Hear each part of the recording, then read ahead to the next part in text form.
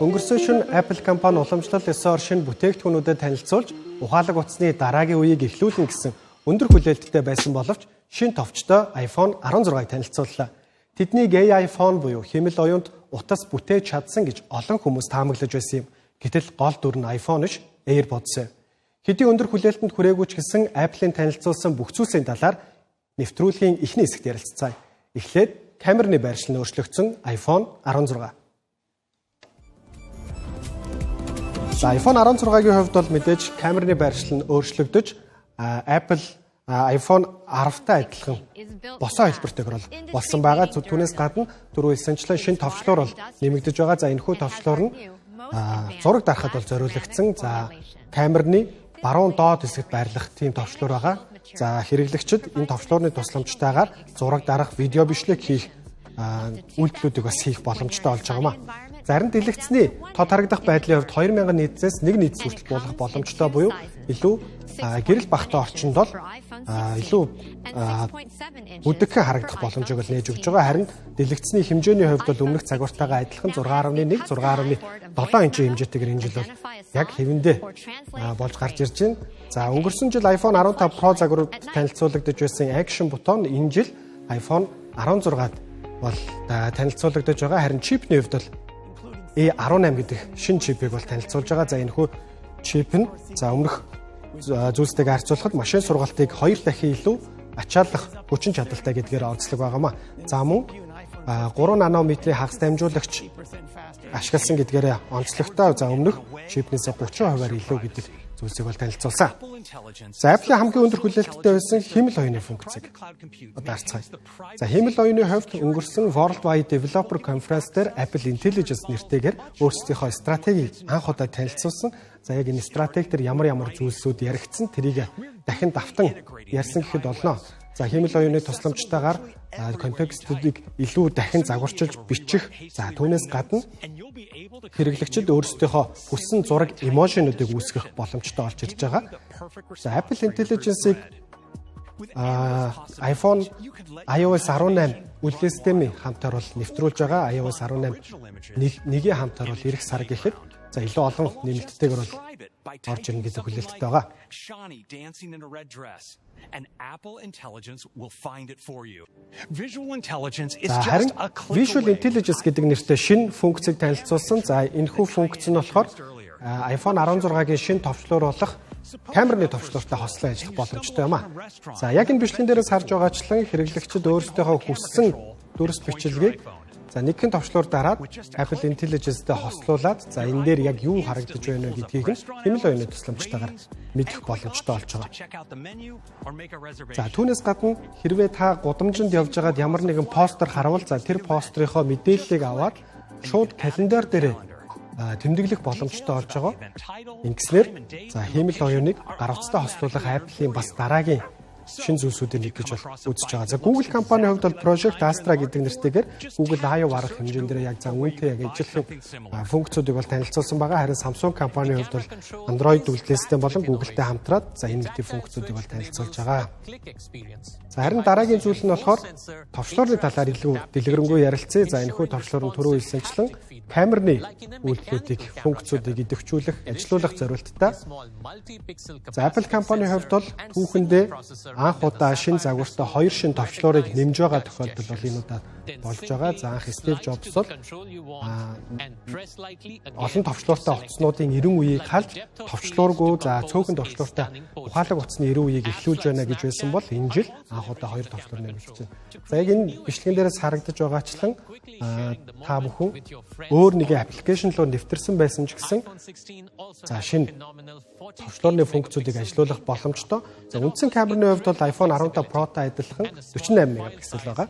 За зураг авах чадвар бол мэдээж илүү сайжирсан. За үүний ачаар 2 зургийг бол нийлүүлээд илүү сайн чанартай зургнуудыг бол үүсгэх боломжтой болж байгаа гэж бол тайлбарласан байгаа. Зарим телефото камерны хувьд бол 12 мегапиксел мөн адилхан. За камерны хувьд шинжлэгдсэн нэг чухал зүйл нь болохоор ультра wide буюу илүү өргөн камерыг авах камернууд байсан. За энэ камер нь илүү 48 пиксел болж сайжирсан байгаа. We pair the powerful performance and efficiency of A18 with new system optimizations, including our thermal design. We updated the main logic board, centralizing the chip placement. Өнгөрсөн жилээс ахуулаад Apple компани 3A зэрэглэлтэй тоглоомууд буюу илүү чанартай тоглоомуудыг iPhone гар утсан дээр тоглох боломжуудыг бол эрэлхийлж байгаа. За, хүчирхэг чипний тусламжтайгаар тоглох боломжтой болж байгаа. Энэ жилийн хувьд iPhone 16-гийн хувьд бол шинэ хөргөлтийн системийг бас энэ дээр суйрлуулж өгснөөр илүү хүчин чадалтай тоглоомнуудыг бас төвгүйхэн тоглох боломжтой болж байгаа гэж бол тайлбарласан. За, хурдны хувьд бол 30%-аар нэмэгдсэн гэж ярьсан. За, түүнээс гадна Big Boost Battery Life буюу цэнгээ барих хугацаа бол илүү нэмэгдэж байгаа гэдгийг бол онцолсон байна. За, iPhone 16-гийн хувьд бол $799 эхлэн борлуулагдана. За, iPhone 16 Plus загварын хувьд бол $899 борлуулагдана.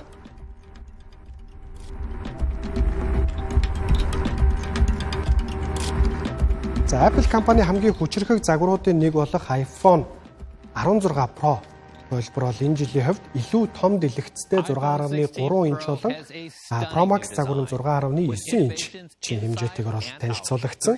За, энэ нь хамгийн том iPhone гар утас болж байгаа гэдгийг бол онцолсон байна. Өнгөрсөн жилийн хувьд бол Pro загваруудад мэдээж титан материалыг ашигласан гэдгээрээ бол онцлог. За, титан материал нь сансрын технологийн төхөөрөмжүүдийг үйлдвэрлэхэд, бүтээхэд ашигладаг тийм металл байгаа. За, энэ жилийн хувьд бол илүү бат бөх 5 Grade 5 Titan гэдэг материалыг бол ашигласан гэдгийг бол онцолсон. За, түүнээс гадна 100% дахин боловсруулсан хөнгөн цагааныг бас энэудад ашигласан байна. За, энэ жилийн хувьд бол iPhone 16 Pro 4 өнгөний сонголттойгоор ирж байгаа. Илүү хар загвар нь бол Black Titan. За, цагаан нь болохоор White Titan гэж байгаа. За, мөн Natural Titan. Шаргал өнгөтэй харагдаж байгаа бордуу загвар нь болохоор Desert Titan гэдэг нэртэй байгаа. За, түүнээс гадна батарейг бол илүү том болгож өгсөн гэдгийг онцлсан байна. За, мэдээж хамгийн чухал зүйл бол A18 Pro нэртэй шинэ чип байсан. За, энэ чипний хувьд бол энгийн A18 чиптэйг бол нэлээдгүй хүчин чадлын хувьд бол төстэй. Гэхдээ 1 секундэд 35 тэрлион дата мэдээллийг боловсруулах ачааллах чадвартай гэдгээр бол нэлээдгүй онцлог байлаа. За, түүнээс гадна энэ чипний тусламжтайгаар өмнөх загвараас Pro хувилбарууд 2 дахин хурдан ray tracing хийх боломжтой болж байгаа гэсэн. It's made possible by the Pro загварын хамгийн чухал зүйл бол мэдээж 4K 120 фрейм байсан. За, энэ нь юу гэсэн үг вэ гэхээр видео бичлэгийг 4K-гаар 120 фреймээр бичих боломжтой болж байгаа. За, ингэснээр илүү cinematic, илүү наривчлалтайгаар дүрсүүдийг бичих, хадгалж авах боломжтой болж байгаамаа. Like Grid Composer. This lets you frame the shot based on rule of thirds, grid, social media formats, and even a director's viewfinder. iPhone 16 Pro has 4 studio quality. iPhone 16-гийн хувьд бол ийм байла. Харин ухаалаг цагны тухайд Apple Watch 10 дугаар үе рүүгээ шилжиж байна. Тэд энэ удаад энгийн загвараа илүү том, илүү нэмгэн болгосон ба Ultra 2 хувилбартай бага зэргийн шинжилэлтүүдийг оруулжээ.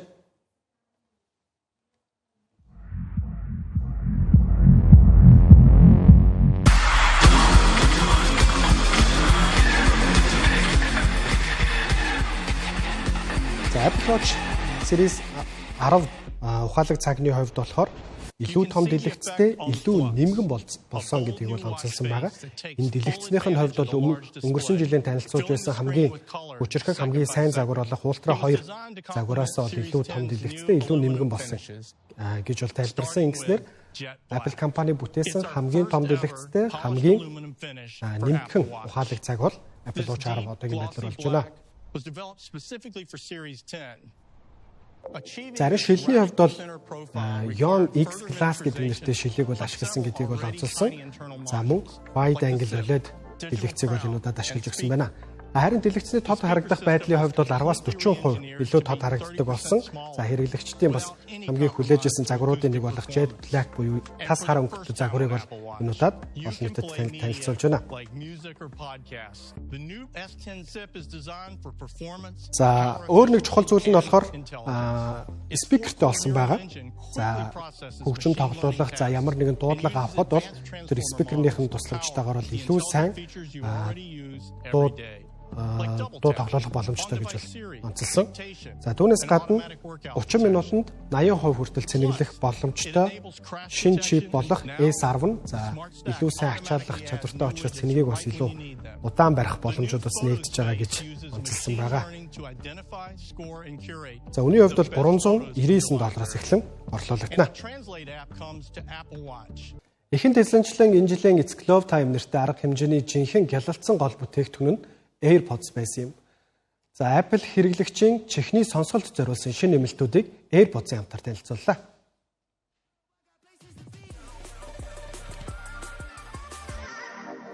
За Apple компани 3 жилийн дараа AirPods-ийн дараагийн загвар болох 4-р үеийн AirPods-ыг бол энэ удаад танилцуулсан. За энэ удаагийн AirPods нь шинэ чиптэй буюу H2 чипээр бол тоноглогдсон байна. За түүнээс гадна сүүлийн үеийн Bluetooth-тэй чихвчнүүдэд маш ихээр ашиглагдаж байгаа personalized special audio буюу за тухайн хувь хэрэглэгчдэд зориулсан 3D аудиог бас мэдрэх энэ туршлагаас авах боломжуудыг бол нээж өгсөн байна. Түүнээс гадна iOS 18-ийн WWDC дээр танилцуулсан за хэрэглэгч толгоогоо дохиход дуудлага авах, за толгоогоо сэгсрэхэд бол дуудлага таслах ийм шинэ функцийг бол AirPods 4-ийн хамтаар бол нэвтрүүлж байгаа. Цэнэгээ барих хамгийн урт хугацаа нь бол 30 цаг байгаа. За түүнээс гадна AirPods 4 Active Noise Cancellation буюу орчны дуу чимээг намсгах функцтэй болсон байна.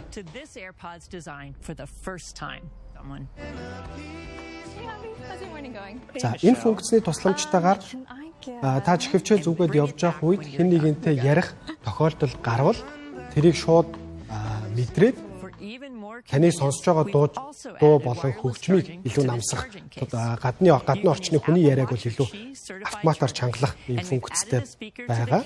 За түүнээс гадна кейсэн дээр спикер нэмэгдсэн байгаа. Тэгэхээр хэрэглэгчид спикерийн тусламжтайгаар Find My Location-ыг нь ашиглах боломжтой.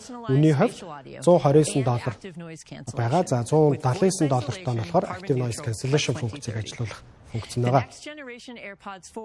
За Apple компанийн хувьд бол 2030 он гэхэд нүүрс төрөгчид тэнцвэртэй бүтээгдэхүүн үйлдвэрлэх үндсэн зорилттой бол өнгөрсөн жил танилцуулсан энэ жилийн бүтээгдэхүүнүүд ч гэсэн нүүрс төрөгчид тэнцвэртэй бүтээгдэхүүнүүд байгаа гэдгийг бол онцолсон. За маш олон хүний анхаарал хандуулж байсан нэгэн чихвч бол мэдээж AirPods Max байсан. Харин Apple-ийн хувьд бол энэ жил бид нар 5 өнгөний сонголттойгоор $549 үнэтэйгээр AirPods Max-ыг борлуулна гэдгээс өөр шинжилэлт, мэдээлэл энэ удаад бол танилцуулсангүй. За Apple компани хамгийн их борлуулалттай чихвчнүүдийн нэг болох AirPods Pro загварын хувьд бол энэ удаад нэгэн шинжилэлттэйгээр бол хэрэглэгчдэд ирж байна. За Дэлхийн эрүүл мэндийн байгууллагын мэдээлснээс бол 1.5 тэрбум хүн бол сонсголын бэрхшээлтэй болох мундар эрсдэлтэй гэж бол тооцсон байна. За түүнээс гадна Apple компанийн хувьд бол энэ бэрхшээлийг арилгах зорилгоор нэгэн шинэ функцийг нэвтрүүлээд байна. За тэр нь юу вэ гэхээр хэрэглэгчид сонсголынхоо төвшинг бол тестийг шалгах боломжтой. За түүнээс гадна сонсголын бэрхшээлтэй хүмүүс сонсголын аппарат мэтэр AirPods Pro 2-ыг бол энэ удаад ашиглах боломжтой болж байна. За яг дэлгэцэн дээр харагдаж байгаа тестийн хувьд бол олон улсын эмнэлэг болон эмчнэрт бол хүчинтэй гэдгийг бол бас онцолсон байгаа. Learn more about hearing loss and share your results with your healthcare provider. Анх 2017 онд анхны iPhone танилцуулагдсанаас хойш Apple 2.6 тэрбум утас борлуулсан байдаг. Үүнээс хойш зах зээлийн үнэлгээ нь $106 тэрбум $3.3 их $80 болтлоо өсөд байна. Тэдний энэ жилийн уламжлалт бүтээгдэхүүн танилцуулах арга хэмжээ үүгээр өндөрлөж байна. Apple